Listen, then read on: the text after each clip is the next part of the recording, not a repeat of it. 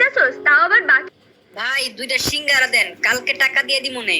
কি রে প্রেমিস, তুই আমাদের কলেজে পড়ালেখা কইরা তুই ফুটপাতে এসে 20 টাকা সিঙ্গারা খাইতাছস, তাও আবার বাকিতে? আহারে, তোর জন্য আমার অনেক কষ্ট হয়। আচ্ছা চল তুই আমার সাথে, আমি তোরে আজকে একটা 5 স্টার হোটেলে নিয়ে খাওয়াবো। প্রিমিস গরিব হওয়ার কারণে কলেজের ছেলেমেয়েরা প্রিমিসকে নিয়ে অনেক মজা করে, অপমান করে। আজকে কলেজের একটি বড়লোক মেয়ে বিলকিস প্রিমিসকে বাকিতে সিঙ্গারা কিনতে দেখে ফেলে, আর সেটা দেখে সে প্রিমিসের সাথে মজা নিতে থাকে আর অপমান করতে থাকে। প্রেমিস, মানলাম তুই গরিব ফকির, তো কি হইছে, আমার কাছে তো অনেক টাকা আছে, প্রতিদিন কুত্তারে খাওয়াই, আজকে তরে খাওয়ামো। আমি তোরে যেই রেস্টুরেন্টে নিয়ে যাইতাছি এইটা তুই জীবনে চোখেই দেখোস নাই।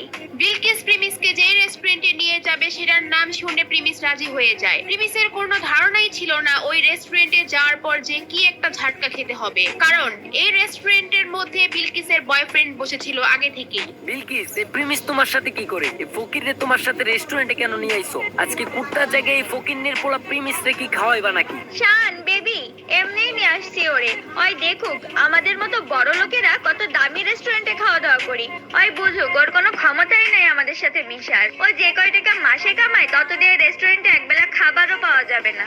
আচ্ছা তুমি আমার এখানে এসে বসো, আমি ওয়েটারকে ডাক দিই। এই ওয়েটার, এদিকে আসো। এরপর ওয়েটার তাদের অর্ডার নেওয়ার জন্য আসে। আজকে আমরা প্রিমিসের জন্য স্পেশাল কিছু অর্ডার করব, জীবনে তো খাই নাই এগুলা। আরে প্রিমিস চৌধুরী সাহেব, আপনি এখানে? স্যার আমি আপনাকে দেখি নাই, সরি স্যার, আমাকে মাফ করবেন। প্রিমিসকে দেখে ওয়েটার আশ্চর্য হয়ে যায় আর ওইখান থেকে চলে যায়, কিন্তু বিলকিস আর বিলকিসের বয়ফ্রেন্ড এটা দেখে একেবারে অবাক হয়ে যায়, আর তারা দুজনেই বুঝতে পারে না ওখানে কি হলো। প্রিমিস, তোমার এই ওয়েটার চৌধুরী স্যার কেন বললো? তার মানে কি তুমি এই হোটেলে আগেও আসছো? খুব তাড়াতাড়ি সব বুঝতে পারবে। কিছুক্ষণ পরে ওয়েটার 50,000 টাকা দামের একটা কোল্ড ড্রিঙ্কস নিয়ে আসে ওখানে আর বলে, চৌধুরী স্যার, এই যে নেন আপনার ফেভারিট কোল্ড ড্রিঙ্কস। এত দামি কোল্ড ড্রিঙ্কস? এই প্রিমিস, এত দামি কোল্ড ড্রিঙ্কস এর বিল কি তোর আব্বু দিব নাকি? এটা শুনে প্রিমিস একটু হাসতে থাকে, আর ঠিক তখনই ওয়েটার বলে, প্রিমিস চৌধুরী স্যারের বিল দেওয়ার কোনো দরকার নাই।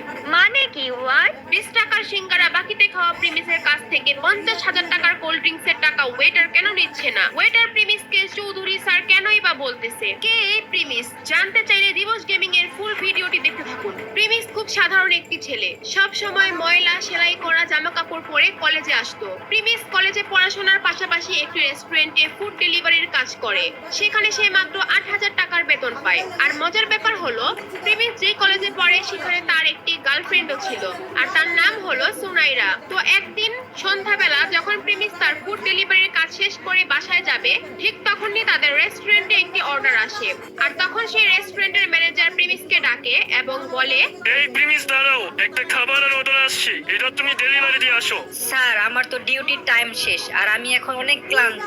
কলেজ থেকে ফিরে এখনো কিচ্ছু খাই নাই, আমার কলেজের অ্যাসাইনমেন্টও বাকি আছে। স্যার আপনি এই অর্ডারটা অন্য কাউরে দিয়ে ডেলিভারি করায় দেন। তোমার তো সাহস কম না? তুমি আমার মুখের উপর তর্ক করো। আমাদের বাকি ফুড ডেলিভারি বয়ের এখন বিজি আসছে, এটা তোমারই এখন দিতে হবে।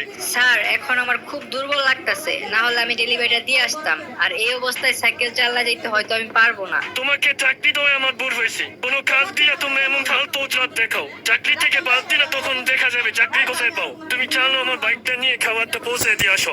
আচ্ছা ঠিক আছে, আমি যাচ্ছি। প্রিমিস এই ক্ষুধার্ত শরীর নিয়েও খাবার ডেলিভারি দিতে রাজি হয়। যদিও তার কাজের সময় শেষ হয়ে গিয়েছে, তারপরেও ম্যানেজারের কথায় তার চাকরি হারানোর ভয়ে সে যেতে বাধ্য হয়। তাই সেই কথা চিন্তা করে রেস্টুরেন্ট থেকে খাবার নিয়ে বের হয় ডেলিভারি দেওয়ার জন্য। A few moments later. আরে কত সুন্দর বাইক! ইস, এরকম একটা বাইক যদি আমার থাকতো, এই বাইক দিয়ে সোনাইরাকে নিয়ে ঢাকা শহরের অলিতে গলিতে নিয়ে ওকে ঘুরতাম। সুনাইরা হচ্ছে প্রিমিসের গার্লফ্রেন্ড, আর সুনাইরা বাইক অনেক পছন্দ করে। প্রিমিস যেহেতু সুনাইরাকে অনেক ভালোবাসে, সে তার বেতনের টাকা থেকে যখনই কিছু টাকা বাঁচাতে পারে সুনাইরার জন্য গিফট কিনে নিয়ে আসে। প্রিমিস মনে করে সুনাইরা তার পাশে সারা জীবন থাকবে। সুনাইরা প্রিমিসকে অনেক ভালোবাসে, এটাও সে মনে করে।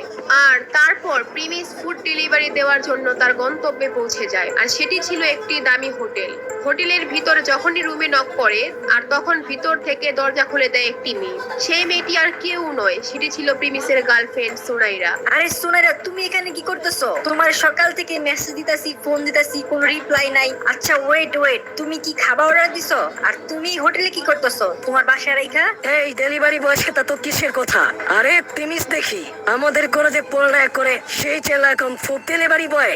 সুনাইরার সাথে এখন যাকে দেখছেন সে হচ্ছে রাসেল। প্রিমিসরা যেই কলেজে পড়তো সেই কলেজের ম্যানেজমেন্টের দায়িত্বে থাকা একজন বড় লোকের ছেলে। সেও ওই কলেজেই পড়ালেখা করে। সোনাইরা, তুমি এখানে কি করতেছো ওর সাথে? তুমি আমার মেসেজে রিপ্লাই দিচ্ছ না, ফোন ধরতেছো না, আর এখন তুমি এখানে বসে আছো ওর সাথে। সুনাইরার তখন আর কিছু লুকানোর থাকে না, তাই সুনাইরা বলে, তোর সাথে আমার ব্রেকআপ। তোর মতো ফকুন্নির ফ্রেন্ডের সাথে ওদিন রিলেশন করছিস, এটা তোর ভাগ্য।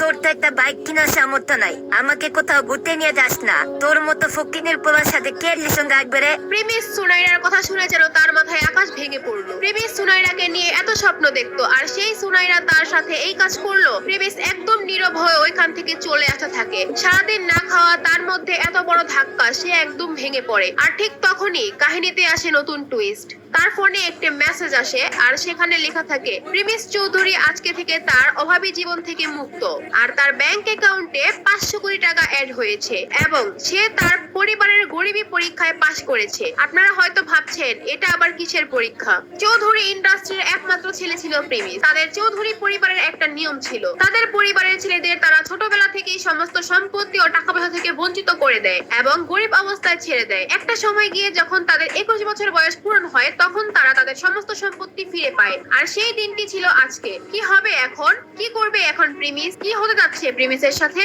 এগুলো জানতে চাইলে দিবস গেমিং এর ইউটিউব চ্যানেল সাবস্ক্রাইব করে নোটিফিকেশন বাটন বাজায় রাখেন, কারণ আগামী পর্ব এখানেই পেয়ে যাবেন। আর যারা দিবস গেমিং এর সাথে